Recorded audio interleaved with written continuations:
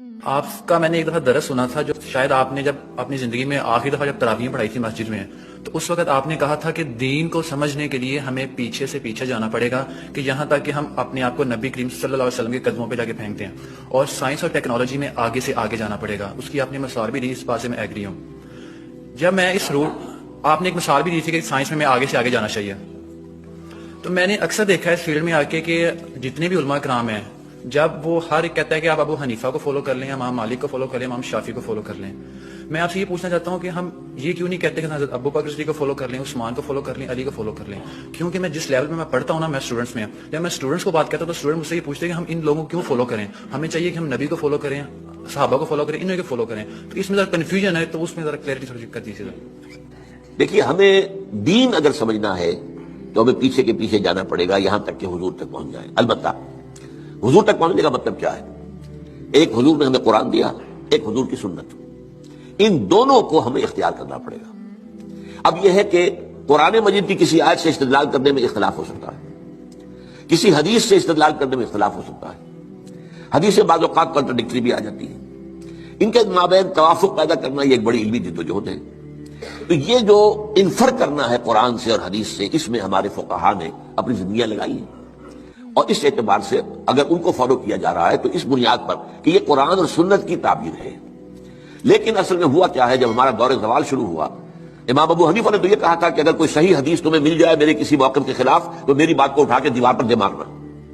لیکن اس کے بعد یہ ہوتا ہے کہ فرقہ پرستی شروع ہو گئی ہے۔ یہ فرقہ پرستی جو ہے اس نے ساری خرابی کی ہے، ورنہ ہم یہ سمجھیں، اور میں نے اس کے اوپر جو ہے ایک انٹرویو بھی میں نے حال ہی میں دیا ہے، اور میں نے یہ 20 اگست 1980 کو تقریر کی تھی علماء کنونشن کے اندر، جو ضیاء الحق صاحب کے دور میں علماء کنونشن 2-3 ہوئے تھے، ان میں سے پہلا کنونشن جو تھا اس میں بھی شریک تھا، اس میں میں نے تقریر کی تھی کہ ان فقہی اختلافات کا حل کیا ہے۔ تو میں نے کہا تھا کہ جہاں تک تو فیملی لاز ہیں اور پرسنل لا، اس میں ہر فقہ کو کھلی آزادی ہونی چاہیے، کیونکہ بڑے سینسیٹیو ایشوز ہیں، عقائد کا معاملہ ہے تو سینسیٹیو ہے۔ اب نماز میں فرض کیجئے یا روزے کے اندر اگر آپ طے کرتے ہیں فلاں وقت پر روزہ کھولنا ضروری ہے، تو ہو سکتا ہے کسی فقہ کے نزدیک اس وقت روزہ کھولنا درست نہ ہو، تو ان چیزوں کو تو چھوڑ دیا جائے لوگوں کے فقہوں پر، let them do what they are got to do. لیکن لا آف دی لینڈ میں کسی فقہ کو تسلیم نہ کیا جائے، بلکہ سب کو تسلیم کیا جائے۔ اب اس میرے فرق کو سمجھ لیجئے، کوئی فقہ بائنڈنگ نہیں، لیکن تمام فقہوں کو ہم اپنا سمجھے کہ یہ ہمارا ایک اثاثہ علمی ہے، ایک کامن ہیریٹاج ہے، ہمارا تراث علمی ہے۔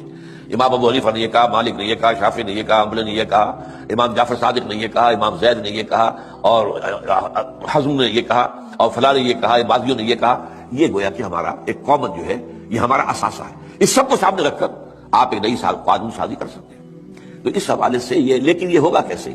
جیسا کہ آپ نے علماء کی بات کی ہے، علماء تو اس کے اندر اتنے سخت ہیں کہ ایک فقہ سے باہر قدم نکالنا گویا کہ آپ ان کے نزدیک کفر ہے۔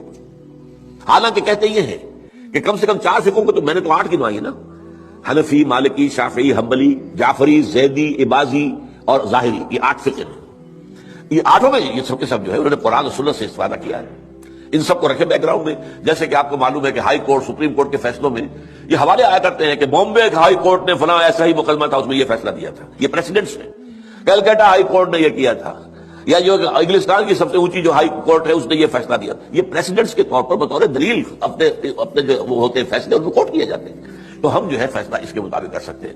میں کہہ رہا تھا کہ ہمارے جو سنی فقہاء ہیں، وہ جو علماء ہیں، چاروں کو کہتے ہیں حق ہے، حنفی بھی حق ہے، شافعی بھی حق ہے، مالکی بھی حق ہے اور حنبلی بھی، لیکن تمہیں ایک کی پیروی کرنی ہوگی لازم۔ یہ میرے خیال میں ان کی زیادتی ہے، ان کی فرقہ پرستی ہے، اور اس کی وجہ اصل میں کیا ہے؟ اس میں غلطی ہماری ہے اصل میں، جس کے نتیجہ وہ نکلا ہے۔ ہم نے نہ دین پڑھنا ہے نہ سیکھنا ہے، ہم نے ایک مولوی کلاس پیدا کر دیا، ایک پروفیشن پیدا کر دیا ہے۔ حالانکہ اسلام میں کوئی مولوی پروفیشن نہیں ہے، اسلام میں کوئی پاپائیت نہیں ہے، اسلام میں کوئی برہمنزم نہیں ہے۔ یہ نہیں کہ جب تک برہمن نہیں آئے گا شادی نہیں ہو سکتی، جب تک برہمن نہیں آئے گا ارتھی جو ہوتی ہے اس کو آگ نہیں لگائی جاتی ہے، نہیں ہو سکتا۔ ہمارے یہاں کوئی برہمنزم نہیں ہے، لیکن چونکہ ہم تو پڑھتے نہیں، ہم نے تو اپنے آپ کو اور طرف لگایا ہوا ہے۔ تھوڑی سی دینی بنیادی معلومات حاصل ہوں، قرآن اور حدیث کا علم کچھ ہو، تو ہر شخص نماز پڑھا سکتا ہے، ہر شخص جو ہے اپنی بیٹی کا نکاح خود پڑھائے، ہر شخص جو ہے وہ اپنے والد کا جنازہ خود پڑھے، تو وہی گویا کہ پروفیشنل ختم ہو جائے گا۔ تو چونکہ یہاں فرقہ پرستی ہوئی، پروفیشنلزم آیا، پروفیشن میں آپ کو معلوم ہے کہ پروفیشنل جیلسی از دی رول، اس میں تو جو ہے ایک دوسرے سے حسد اور بغض اور ایک دوسرے کے خلاف، یہ تو لازم ہے۔ تو یہ اصل صورتحال بگڑی ہوئی ہے. اس کا علاج یہی ہے کہ آپ کمر ہمت کسے، خود قرآن اور حدیث کو پڑھے، اللہ کا نام لے اور کمر کسے. یہی کام ہم نے کیا. میں نے یہی کیا. میرا پیشہ تو نہیں تھا، میں مولوی تو نہیں تھا، میرے پاس کسی مدرسے کی سند تو نہیں ہے. 40 سال میں نے جمعہ پڑھایا ہے الحمدللہ. درس قرآن میں 50 سال سے دے رہا ہوں الحمدللہ. میرے بیٹے جمعہ پڑھا رہے ہیں. وہ ایک MBBS ہے ان میں سے، ایک جو ہے MA فلاسفی ہے، ایک جو ہے وہ ڈاکٹریٹ کے کورسز انہیں مکمل کر رکھے ہیں اکنامکس کے اندر. پڑھا رہے ہیں جمعہ. وہ لوگ کہاں پڑھا رہے ہیں. تو یہ کام کرنا جو ہے اس کی طرف زیادہ توجہ ہونی چاہیے پازیٹیولی. باقی جو کچھ ہے اس کا آپ کا مشاہدہ صحیح ہے، وہ غلط بات